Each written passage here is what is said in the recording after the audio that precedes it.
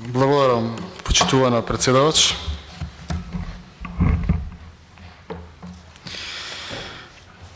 Колегата Велковски имаше реплика, ради реплика. Тоа обично не му се случува, но имам абсолютно разбирање поради тоа што наистина има некои работи кои што може да се бранат, но овој ребаланс, ова недомакинско трошење, ова наистина ми е јасно дека не може да се брани, мора да се излезе на реплика и да се зборува за работи за кои што јас воопшто и не зборував. Да беше некој друг пратеник, ќе помислев дека е само колку на телевизија, но кога дебатираме со господинот Велковски, би сакал да се осврнам конкретно на неколку работи.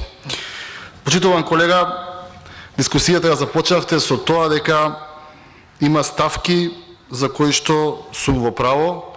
Јас јавно ве прашувам дали една ставка од тие што ги прочитав не е точна. Дали во една ставка од тие што ги прочитав имаше децимала померено или сите тие ставки беа од буџетот кој што ни беше поделен пред еден месец во ова собрание. Второ, ништо од тоа кое што јас го говорев по институции, по министерства, ништо од тоа не ми реплициравте дека не сум во право, дека тоа што го зборувам не е така. Едноставно имам чувство дека секогаш кога доаѓаме во вакви моменти, веднаш зборувам или за минимална плата, или за Груевски, или за короната, или за Скопје 2014, или за 27 април, и се гледавме додадена вредност палмите. И тоа беше во суштина она кое што се потрудивте да го аргументирате, а она кое што неколку пати прашав и прашања поставив, не добив одговор. Со оглед на тоа дека немав претходно време, а вие многу добро е и знаја дека ќе зборувате за вирусот, би сакал да се осврнам до вас, колеги и колешки од мнозинството. Економските показатели може да ги гледате на еден или на друг начин. Секоја влада во регионот смета дека тоа што го прави е добро, е просперитетно, дека е во интерес на граѓаните, а опозицијата вели дека тоа не е баш така. И тоа е во доменот на политиката. Ајде да видиме сега, штувана јавност, колегите од Социјалдемократскиот сојуз ДУИ кого поддржуваат. Квартал број 1, 2021 година. Ова се одбрани економски показатели од регионот. Македонија, пат 1,9% од GDP. Пат. Србија, раст 1,7% од GDP. Албанија, раст 5,5% од GDP. Косово, раст 5,6% од GDP. Ајде се споредуваме мати со регионот. Во регионот ковид имаше? Имаше. Во Албанија ковид имаше? Имаше. Зашто Албанија има 5% раст, ние имаме 2% пат? Во Косово ковид имаше? Имаше. Зошто Косово има 5,6% раст, а владата која што вие ја држите има 1,9% пат?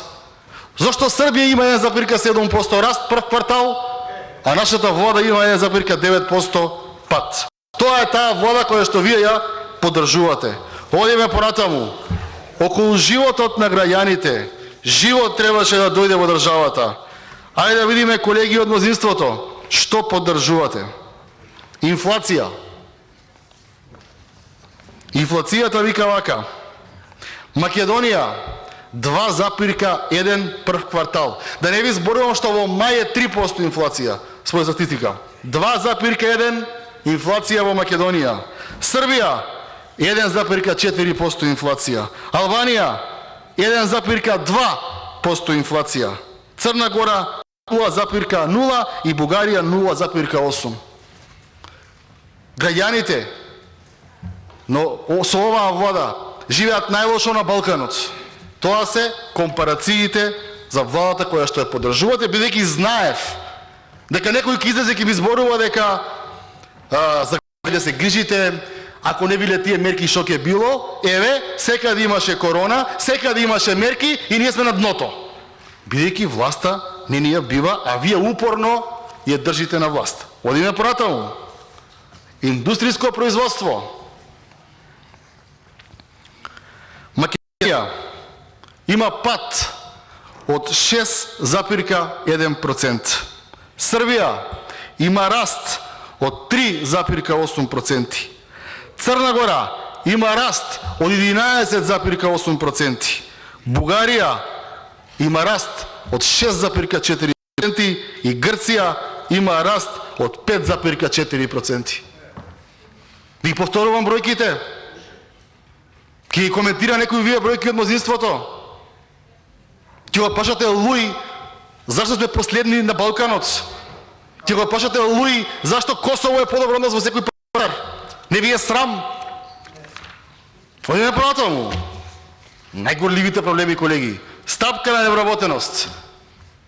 Ајде да видиме ковид криза шо вика. Македонија 16%.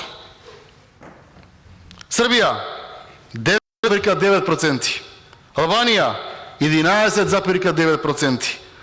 Бугарија 6,3%. И овде сме најслаби. Зошто?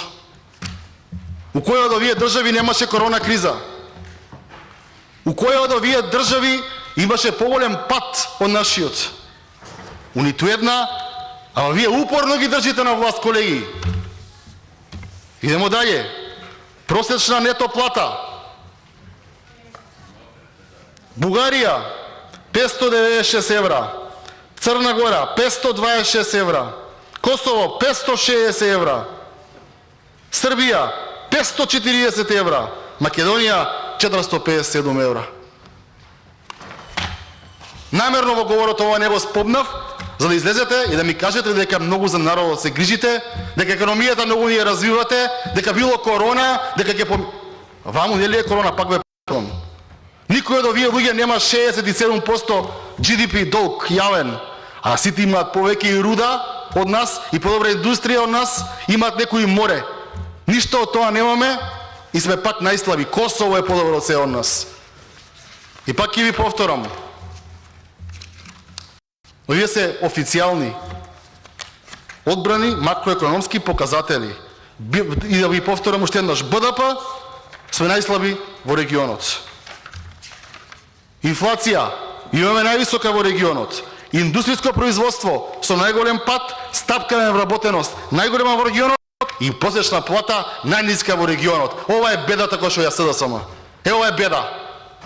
Ова е бедата која што вие упорно ја држите на власт. 4 години, 4 министри за финансии сменија. Кај е 500 евра плата? 600 ветивте. Сите имаат неки 600 одат на Балканот, само ние не можеме да дојдеме до 500 евра плата. И потоа ќе ми зборувате од века за палмите. Да палми има и у Струмица. И преходно имаше палми во Струмица. А сега марихуана има насекаде. И ќе се правиме муавец за пошумувањето, ќе правиме муавец. Срамота, колеги, ова е живот, значи. Животот за ова требаше да дојде. Понатаму. Само ги земете, колега, реплика, прво ќе се спремите, потоа ќе дискутираме. Имавте можност. Зборував за екологија. Почитав колега Велковски. Јас ја читав ставката во буџетот во Министерство за животна средина, во која што парите за дивите депонии и кои беа други таму ставки се реално намалени. И ја не ги измислувам, еве ги. Квалитет на воздух намалено, канализација 33% намалено, чистење диви депонии намалено. И сега одиме со комплетно нова замена на тези, знаете што општините требало да чистат. Па да ме прашам тогаш, зошто кога се носеше буџетот за 2020 не излеговте и не кажавте, господа од владата, општините треба да чистат, тргнете оваа ставка. И тогаш не е добра таа ставка. А кога ќе намалиме таа ставка, некој друг требало да заврши работата и сосема не се согласувам со тоа. Друго, кога зборувате за просечна плата, се враќаме на муавезот кој што никој не ми го реплицираше колку милиарди имаме приход, имаме расход. Дека само првата реченица зборувате. Околу посечна плата и минимална плата. Потрошувачка кошница во месец мај 2021 година е 33.700 денари. Дали со 2 минимални плати, 4 члена семејство може да поминат први до први.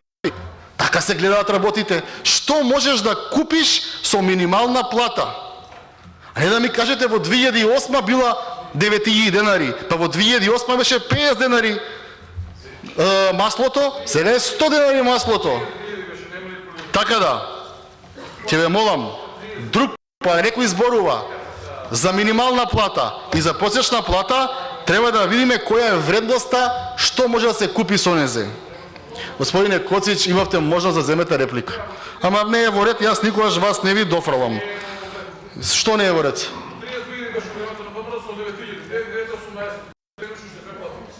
Не е така. Зборувавме за социјална политика, тој ресор, знаете дека не го обработувам, за тој социјална политика, никогаш не зборувам за тоа, но она кое што ми остана индикативно во буџетот, проверете, имаме 27.000 евра за еден експерт за 6 месеци за градинки. Така пишува. 6 месеци 27.000 евра за градинки. Ама не го зборував тоа да не биде популизам. Се фатив за главни работи. Не ве слушнав некој да ми каже дали е срамота или не е срамота да има 1.300.000 евра прецелана држава буџет. Не ве слушнав некој да ми каже дали е срамота или не е срамота милиони евра за договорни услуги нови, 117% покачени во кредитот на премиерот. Да ми каже некој како тоа цела држава мора да штеди, само овој мора да има дополнителни приходи кои што он ќе ги подпишува. Очекував некој да се побуни како може зголемување на информатички системи во владата после сите овие скандали кои што се случија со тие системи. Тоа никој не зборува. Се фативме ние за Груевски, за палмите, за Тиреков. Мислам, навистина тоа не носи подобро утре.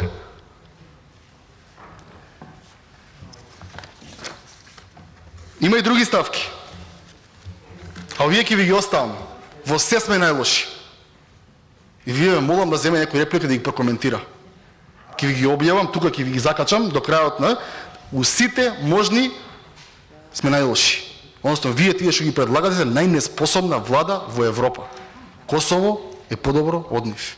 Само вие смешкајте се, чекајте вработување за дете, керка, куче, маче и државата ќе оди на вистински правец. Одиме натаму. Она што е клучно и за кое што немате одговор е Министерство за транспорт и врски. Тука имаме многу интересни работи. Урбанизам и градежништво. Имаме намалување за 20,7%.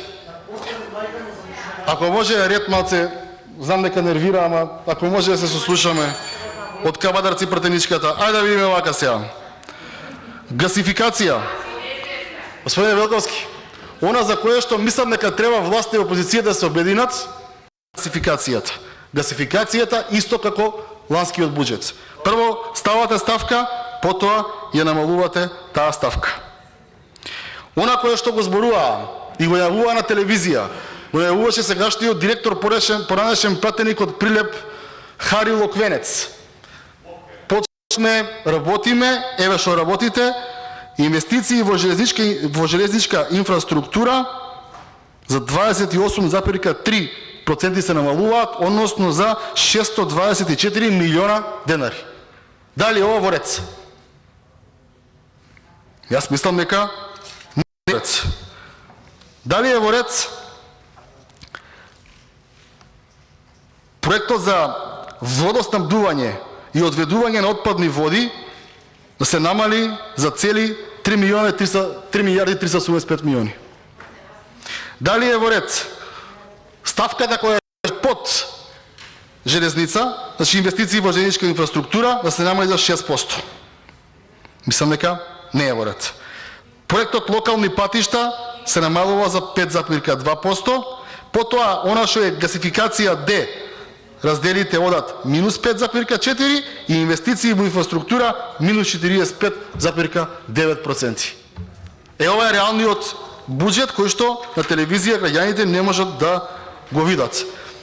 И она кое што е исто така многу индикативно и многу интересно е Дирекцијата за технолошки и индустријски развојни зони. Тоа е тирзовите, каде што имате намалување за цели 452 милиона и 500 илјади евра по основ на технолошки развојни зони.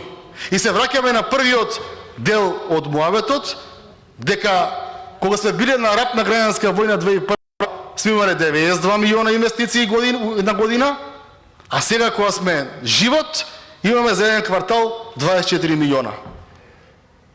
И за тоа, бидејќи никој не ќе да инвестира во Македонија, за тоа и тирзовите им ги кратиме парите, да не можат да имаат услови за нови. И само ќе ве потсетам дека ние разговараме денеска, сега, во овој момент, за ребаланс на буџет 2021 година. Во Бугарија веќе има 200 компании со писма кои сакаат да инвестираат во Бугарија. Србија, да ја зборувам, веќе за нас е далечна мисија. Така што, ако разговараме за буџет, треба да разговараме за буџет, а не за ланскиот снег. Еве го податокот кој што вчера го зборував. Министерство за информатичко општество и администрација ги изманипулиравме граѓаните дека ако гласаат за СДСМ нема да плаќаат радиодифузна такса од 183 денари. И во Министерство за информатичко општество, во информатичко-комуникацијски технологии, N1 ставка радиодифузна дејност од 900 милиони стапка да се качува на 1.100.000, оно се зголемува за 23,3%, а од друга страна за развој и имплементација на реформа администрација имаме намалена ставка од 17,5%. Тоа не е реалноста во буџетот, тоа не е реалноста во Македонија. На крај, сакам да јавно да прашам. Имаме буџет за јавно обвинителство. И имаме буџет за обвинителство за организиран криминал. Ако знаеме дека сме најкорумпирана држава на европскиот континент, и ако знаеме дека има дефицит од кадар во јавното обвинителство за организиран криминал, би сакал да го поставам следното прашање. Јовески има покачување на буџетот во основното обвинителство од 568 милиона 950 илјади на 574 милиона 360 илјада. Прашувам, зошто јавното обвинителство за гонење на организиран криминал и корупција на Вилма Русковска од 83 милиона и 790 илјади предвиден буџет за 2021 година го намалувате за 30%, односно на 60 милиона 944 илјади денари за цели 23 милиони денари. Дали е ова ради Рашковски? Дали е ради нешто друго? Мислам дека вреди да се прокоментира, бидејќи на крај извештаите од комисијата повторно ќе дојдат во собранието на државата.